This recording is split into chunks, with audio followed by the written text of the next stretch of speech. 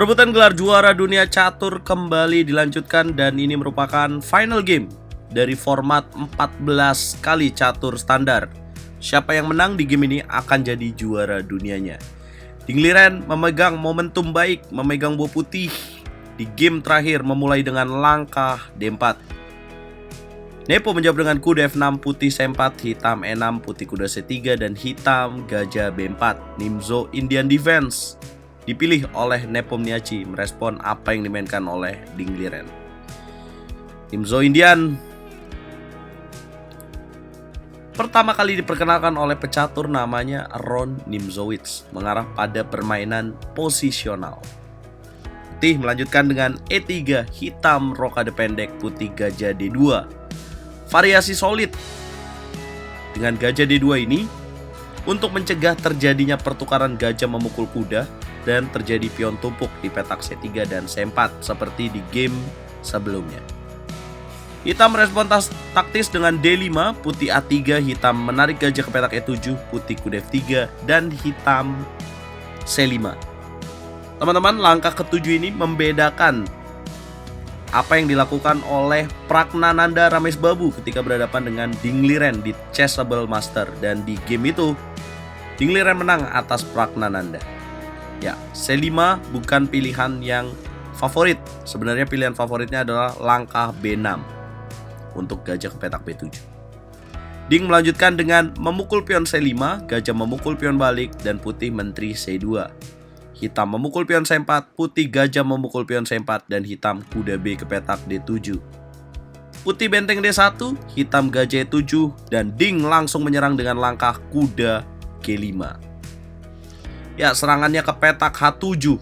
Hitam merespon dengan H6, dan kemudian Ding hampat, boom, menolak untuk memundurkan kudanya. His Igriva is denied. Teman-teman, apa yang akan terjadi kalau hitam memukul kuda? Maka pion memukul balik dan akan membuka jalur H. Apabila kuda berpindah, maka skakmat dengan menteri H7. Itu jebakannya, jelas Nepo melihat itu dan dia merespon menteri C7. Putih gajah E2, hitam benteng D8, putih benteng C1, dan hitam kuda F8 menjaga petak H7. Ini saatnya kuda putih untuk mundur karena petak H7 sudah terjaga. Hitam memukul kuda, kuda memukul kuda, dan terjadi pertukaran menteri di langkah ke-18. Permainan menuju endgame, hitam mengeluarkan gajah ke petak D7 dan langkah menarik di langkah 19 dengan gajah B4 yang mengagetkan Nepomniachtchi. Kemudian pertukaran gajah dilakukan dan hitam gajah C6 mengancam kuda, putih kuda C5.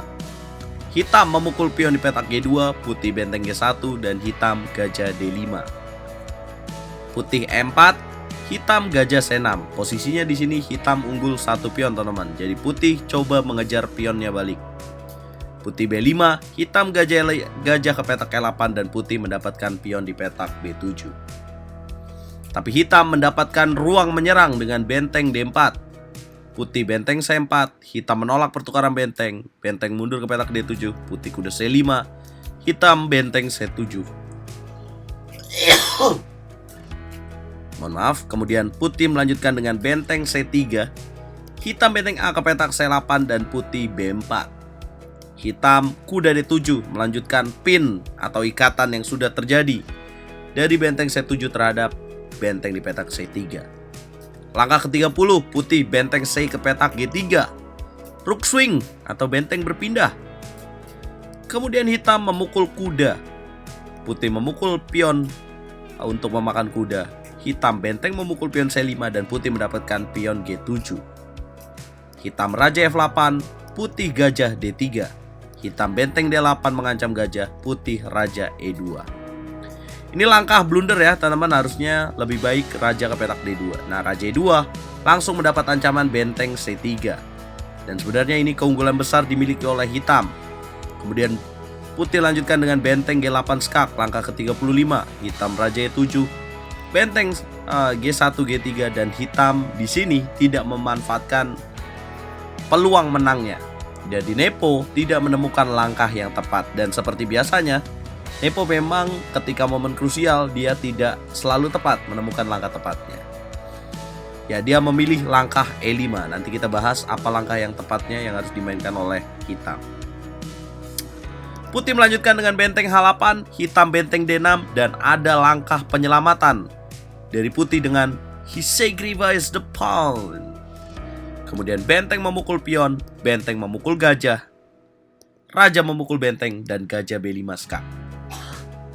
Benteng memukul gajah, terjadi pertukaran benteng, raja D7, benteng F3, raja E7 menuju endgame. Hitam memiliki keunggulan 1 pion dan putih harus mencari remis di posisi ini.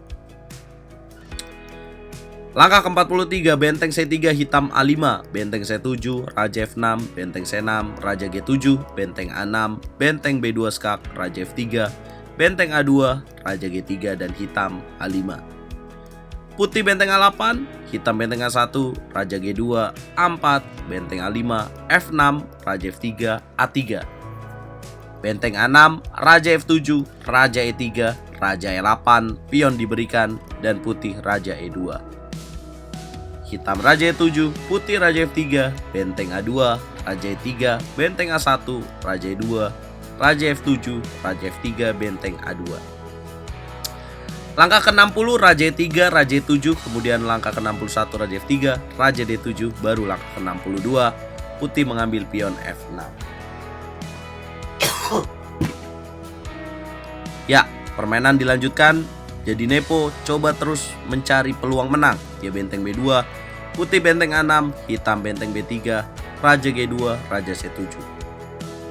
Nah, kalian harus tahu gimana cara putih untuk bisa remis dalam posisi ini. Ya, langkah ke-65 sangat penting di mana putih F4. Boom, dia mengorbankan pion untuk memiliki pion promosi di petak E5. Hitam raja B7, putih benteng A4, raja C6, benteng A6, raja B5, benteng A7, raja B6, benteng A8. Langkah ke-70, hitam raja C5, putih benteng A6, hitam raja B5, benteng A7, raja B6, benteng A8, raja C6, benteng A6 skak, raja D7, raja F2, raja E7, raja G2, benteng E3, raja F2, benteng G3, raja F1, benteng C3, raja F2, benteng E3. Mohon maaf. Langkah ke-80, putih raja G2, hitam raja D7, putih raja F2, hitam raja C7, E6, raja D8, benteng A7, raja E8, raja G2, benteng memukul pion E6. Jadi teman-teman, cara remisnya yang bisa kita pahami dari permainan kelas dunia ini adalah bahwa benteng memiliki peran penting untuk membuat Lucena position, menggaris raja hitam supaya tidak bisa naik. Nah, jadi kalau kalian mau korbanin pion E5-nya harus ditukar dengan pion di petak A3. Makanya ketika rajanya membuat tempo, raja putih dimainkan. Nah, di sini baru hitam akhirnya harus makan suksuang, kemudian benteng memukul pion A3, hitam melanjutkan dengan benteng G6, raja F2, benteng G4, benteng A5, benteng A4, raja F3, raja E7, benteng F5. Hitam raja E6, langkah ke-90, benteng memukul pion F4, hitam memukul balik, dan remis. Ya, remis ya, karena kalau dilanjutin apakah bisa menang? Secara teori tidak mungkin teman-teman. Kenapa? Karena tinggal mundur aja nih. Pokoknya kalau pion di jalur benteng itu selama raja putih mendekati baris ini remis.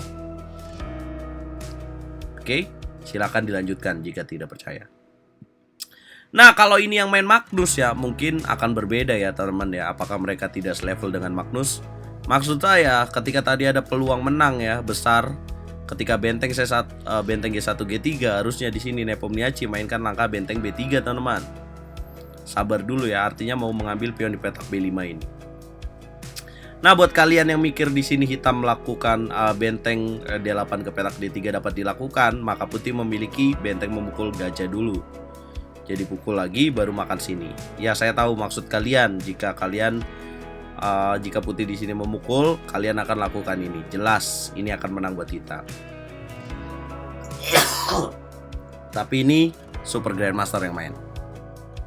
Nah, apabila benteng C3 memukul gajah D3, sama juga jawabannya teman-teman. Maka benteng memukul benteng. Apabila gajah memukul pion B5, maka benteng G8 memukul D8. Jadi langkah tepatnya apa? Benteng B3. Jadi tempo dulu. Kalau misalkan putih di sini memainkan contohnya apa ya? Benteng petaka 8, maka di sini akan ada benteng memukul gajah D3. Boom. Lah kok beda ini? Ya karena ketika benteng memukul gajah, raja memukul benteng, benteng memukul benteng, maka hitam memiliki benteng memukul pion B5. Tapi ini belum jelas ya, bisa remis juga karena pion A. Ya atau ketika benteng B3 kemudian benteng A8, ya paling tepat ini sih ya. Ada juga jawaban lain, ya benteng petak D4 seperti ini. Atau ketika putih memainkan langkah raja D2, maka di sini bisa benteng B2. Artinya ini masih memberikan peluang buat hitam untuk lebih menang ya teman-teman, dibanding dia langsung menjalankan langkah E5. Jadi langsung seimbang. Nah itulah yang terjadi teman-teman. Yang pasti untuk penentuan gelar juara dunia akan diundi lagi. Besok akan menjadi momen penentuan. Mereka akan bermain 4 kali catur 25 menit plus tambahan waktu 10 detik. Siapa jagoan kalian? Kalau saya pegang Nepomniachtchi. Kalau kalian gimana guys? Lama banget ini selesainya, 6,5 jam lebih guys. Mohon maaf kalau di video ini aku banyak batuk karena emang kondisiku kurang fit ya teman-teman. Jangan lupa bantu video ini berkembang dengan cara like, share, komen, dan subscribe. Jangan lupa follow TikTok aku dan follow Instagramku.